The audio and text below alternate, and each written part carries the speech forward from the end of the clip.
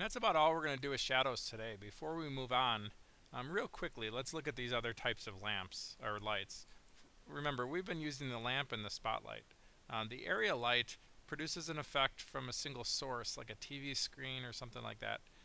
If we look at it, we see this line here, which basically means all the light is going to be coming off in this direction. It's really bright if you don't use it right, and we're probably not going to make much use of it. The sun is a lot like a lamp. It has a pretty similar effect. And the Hemi works like a headlight, sort of, in the sense that the light bounces off this reflector. But for the most part, and for what we're going to do during this class, lamp and spot should be okay. And actually, most of the lighting will be done with the lamp. And so here's your next assignment. I want you to work on showing your control of the shadows. And I want you to do that by producing a shadow with a cone. So we're going to get rid of this object from the top-down menu. We're going to add a cone. So add mesh cone. Then in the one menu, we're going to make sure it's sitting on that table. Okay. Now when we render it, we see this cone.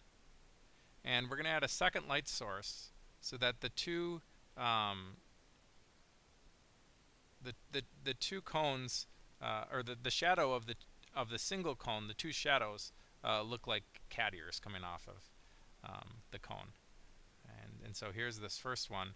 You're going to add a second light so that we produce a second shadow that comes right over here.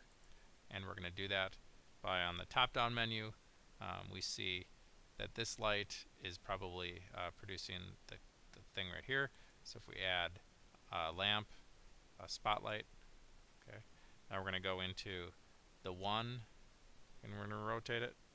Actually, we're going to grab it first so that it's as high as the other one. And then we're going to rotate it.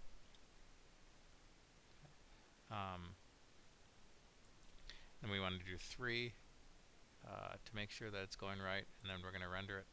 Okay, and now we see that we've got this second shadow coming up like this. And now I could fine-tune it a little bit to make sure that they were the same height or whatever. But why don't you go ahead and create a shadow of a cone that has these two peaks that are right next to each other using a spotlight. Save it as a JPEG and send it in.